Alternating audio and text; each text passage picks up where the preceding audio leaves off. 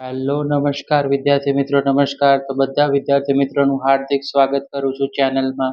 તો વિદ્યાર્થી મિત્રો હજી સુધી ચેનલ સબસ્ક્રાઇબ ના કરી તો સબસ્ક્રાઇબ કરી લેજો. આજનો વિડીયો છે તે ધોરણ 6 માં વિષય ગણિતમાં પ્રકરણ નંબર 1 સંખ્યા પરિચયમાં સ્વાધ્યાય 1.2 માં દાખલા નંબર 11 અને દાખલા નંબર 12 જોશું. આજે બે દાખલા જોશું, તો વિડીયોના અંત સુધી બની રહેજો. શાળા અને વિદ્યાર્થીના ઘરની વચ્ચેનું અંતર 1 કિમી 1 કિલોમીટર 875 મીટર છે. રોજિંદા તે આવતા જતા બંને વખત ચાલે છે, તો તે 6 દિવસમાં તેના દ્વારા આવરી લેતા કુલ અંતર શોધો. તો સૌથી પહેલા આપણે કહીએ શાળાથી સોલ્યુશન. શાળાથી ઘરનું અંતર તો કે 1 કિમી એટલે કે 1 કિલોમીટર 875 શું છે? મીટર છે વિદ્યાર્થી મિત્રો. ઓકે, 875 મીટર શાળાથી ઘરનું અંતર.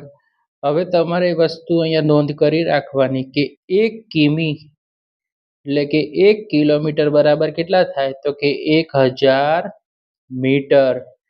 1 કિમી બરાબર કેટલા થાય? 1000 મીટર.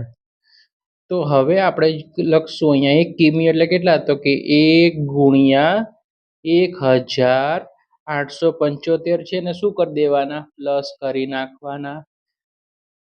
રાઈટ, 875 મીટરમાં છે. જો 1 કિમી એટલે આપણે લખ્યું કે 1000 મીટર થાય, તો 1 ગુણ્યા 1000 લખ્યા, વત્તા 875 મીટર હતા એને નીચે લખ્યા. ડાયરેક્ટ 1 કિમી બરાબર 1000 મીટર વત્તા 875 કરો તો પણ ચાલે. હવે આ બંનેનો સરવાળો, તો 1 ગુણ્યા 1000 તો 1000 આવે, વત્તા 875 મીટર. બંનેનો સરવાળો 1000 માં 875 એડ કરીએ તો કેટલા થાય?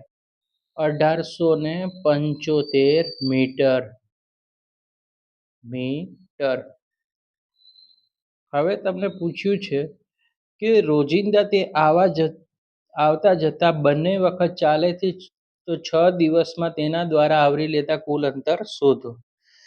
બરાબર. હવે આવા જવાનું અંતર, તો હવે અહીંયા શું કરવાનું? ઘરેથી શાળા અને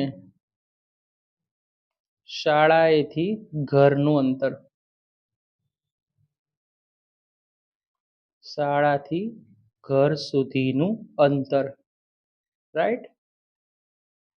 તો હવે ધ્યાન રાખવાનું કે 1875 મીટર ખાલી શાળાથી ઘરનું મળ્યું, પણ ઘરથી શાળા અને શાળાથી ઘર એટલે શું કરવાનું? બે વખત કરવું પડશે. 1875 ગુણ્યા કેટલા કરવાના? 2. કેમ વિદ્યાર્થી મિત્રો? કે ઘરથી શાળા છે ને શાળાથી ઘર એટલે આવા જવાના કિલોમીટર આપણે મીટર શોધવાના છે. તો 1875 ગુણ્યા 2, તો સૌથી પહેલા શું થશે? તો કે 3750 મીટર થશે. 3750 મીટર. બરાબર. હવે આપણને કીધું છે કે 6 દિવસમાં તેના દ્વારા આવરી લેવાતું અંતર. તો 6 દિવસનું વિદ્યાર્થીનું આવરી લેવાતું કુલ અંતર.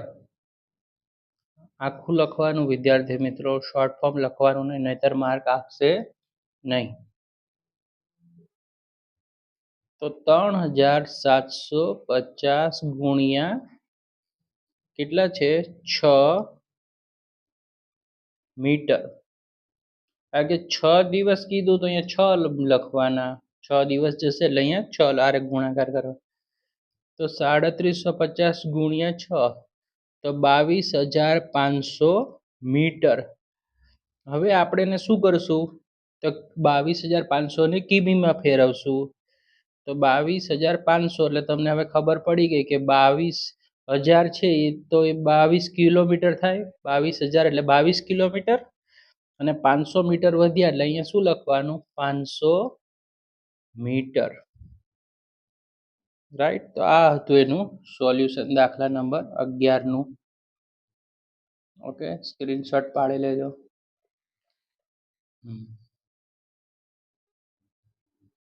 દાખલા નંબર 12. એક પાત્રમાં 4 કિગ્રા 500 ગ્રામ દહીં છે.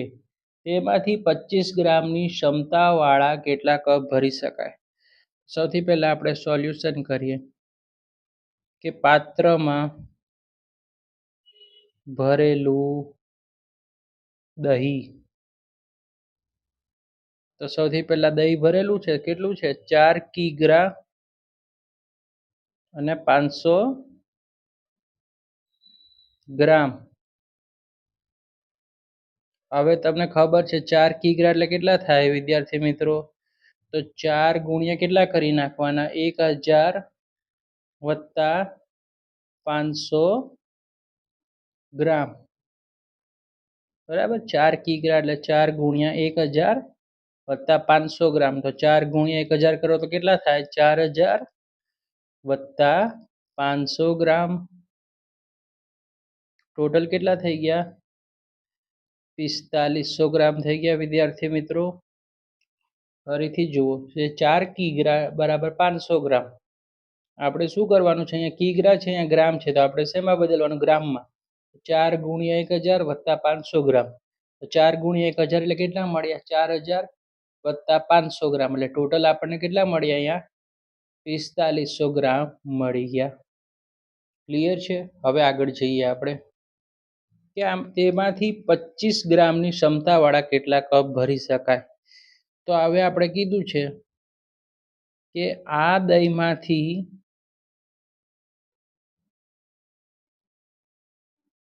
25 ગ્રામના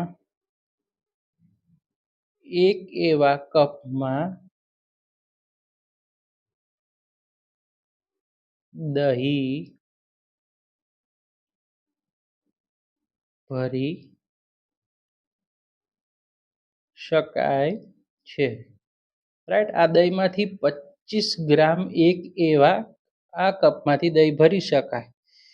તો હવે શું કરવાનું? તો આપણે ડાયરેક્ટ કરી નાખીએ કે કુલ કેટલું છે? તો કે 4500 ગ્રામ અને છેદમાં કેટલા લખી નાખશું? 25. તો આન્સર શું આવે? 180 કપ ભરી શકાય. રાઈટ. કેટલા કપ ભરી શકાય? 180 કપ ભરી શકાય છે વિદ્યાર્થી મિત્રો. તો આ હતો દાખલા નંબર 12. આ સાથે આપણું ચેપ્ટર નંબર 1 સમાપ્ત થાય છે. તો વિદ્યાર્થી મિત્રો, વિડીયોને લાઈક કરી દેજો, ચેનલને સપોર્ટ કરી દેજો, વિડીયો તમારા મિત્રો સાથે શેર કરી દેજો અને સારો એવો કમેન્ટ કરી દેજો. લાઈક, શેર અને સબસ્ક્રાઈબ